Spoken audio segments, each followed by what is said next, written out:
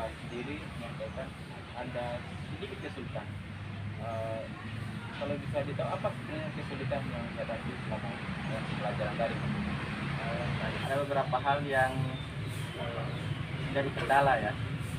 Pertama, setelah saya juga berdiskusi dengan kawan-kawan atau teman-teman guru, sebenarnya bukan dari gurunya yang yang mengalami masalah dalam hal bahwa penggunaan aplikasi dan sebagainya, tidak.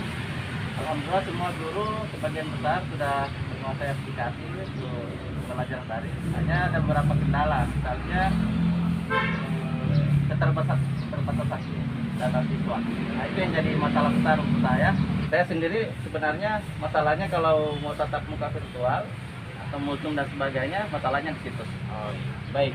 Berarti selama ini pembelajaran kita itu tidak ada masalah dengan aplikasi, tidak ada masalah dengan proses virtual ya. Iya. Jaringan, hanya saja persoalannya adalah siswa kadang tidak maksimal ikut karena mereka keterbatasan data. Iya. Berarti kita sepakati bahwa hari ini kita akan diskusikan tentang hal itu.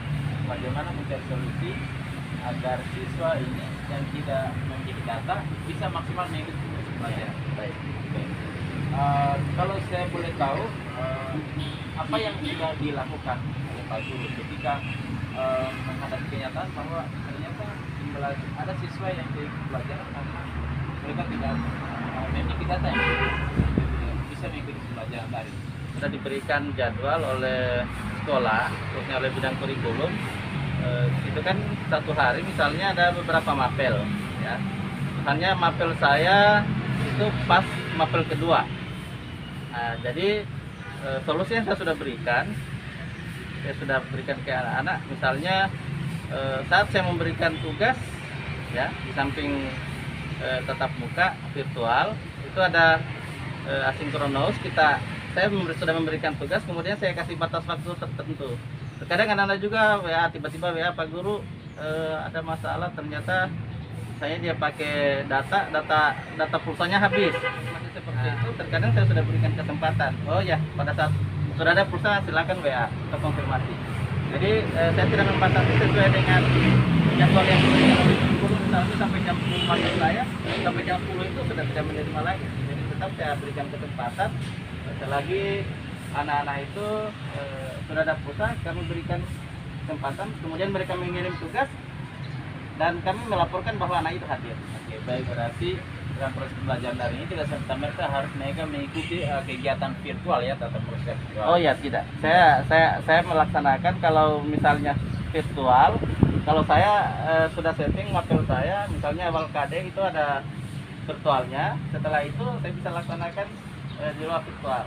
Iya, berarti artinya ini memberikan gambaran kepada siswa bahwa yang keterbatasan data saja mengikuti proses ya. Tentu dengan kemudian memberikan kenyamanan, tidak serta-merta full kita pertemuan secara daring atau virtual. Kemudian juga tadi diberikan solusi bahwa ketika misalnya mereka tidak bisa data, maka mereka bisa mengerjakan tugas pada kesempatan yang lain ya. Nah, maksudnya bukan pada saat yang bersamaan. Ya, artinya prosesnya secara sinkronis dan asinkronis. Itu adalah salah satu hal yang dilakukan. Apakah ada hal lain selain yang tadi dilakukan siswa? Kalau saya kan setiap pertemuan itu saya sudah di samping virtualnya kan ada tugas. Biasanya saya kasih suatu latihan. Ya. Kemudian kan ada kelas. Jadi setiap kelas itu saya sudah buatkan roomnya, saya sudah buatkan kelasnya. Kebetulan saya pakai classroom. Jadi seperti saya sampaikan awal bahwa sebenarnya masalah daring itu bukan masalah di gurunya tidak bisa menggunakan aplikasi, tidak. Tapi masalah yang paling besar itu sebenarnya keterbatasan ya data. Kalaupun misalnya kita guru kan terkadang kalau sudah habis data jadi masalah, apalagi siswa.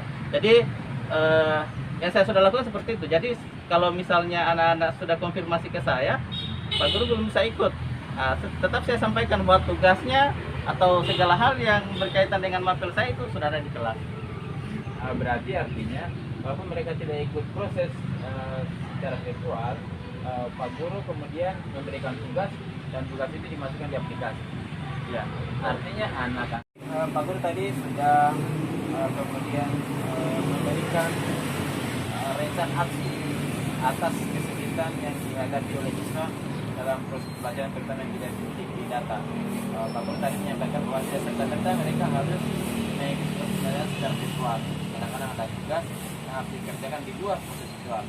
Juga diberikan kemudahan lagi bahwa mereka bisa mengerjakan tugas di aplikasi Classroom ya.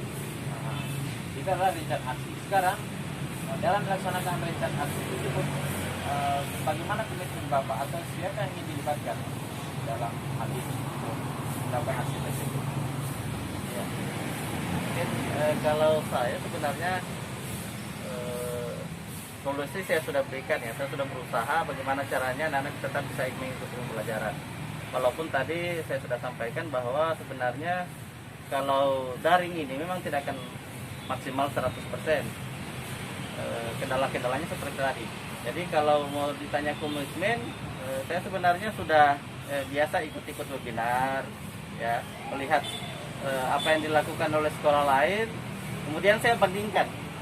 Itu terkadang muncul apa yang sudah dilakukan sih sekolah lain, sehingga apakah kita sudah menjalankan itu. Misalnya saya pribadi ya, mapel saya misalnya apa saya sudah bisa seperti itu, tapi ternyata kalau aplikasi seperti yang saya sampaikan, ternyata teman-teman sekolah lain juga menggunakan aplikasi yang sama, misalnya kayak Classroom. Kemudian kalau misalnya soal-soalnya menggunakan Google Form. Kemudian komitmen, kalau saya berkomitmen dengan teman-teman IGS kita, saya konfirmasi misalnya apa sih yang diberikan ke anak-anak sehingga tujuan pembelajaran atau tadi bisa tercapai. Nah, jadi saya sering juga diskusi mengenai itu. Artinya Bapak akan menjalankan rencana aksi ini dengan tetap sharing dengan teman-teman IGS, juga mencari informasi lain yang update yang bisa membantu untuk melaksanakan rencana tersebut ya. Iya. Jadi kalau namanya untuk kemajuan pendidikan kan kita tidak mungkin sendiri ya, tetap kita melibatkan yang lain, apalagi kita di sekolah kan ada IGS, kemudian kita bisa juga mungkin ada teman sejawat kan. Jadi kita kalau mengenai komunikasi untuk sukses pembelajaran, saya pribadi tidak ada masalah. Siapapun yang itu mungkin lebih baik, kita bisa ambil dan kita bisa contoh itu. Artinya kita saling share, berbagi praktik baik ke proses pelajaran yang menyenangkan, lebih mudah bagi siswa.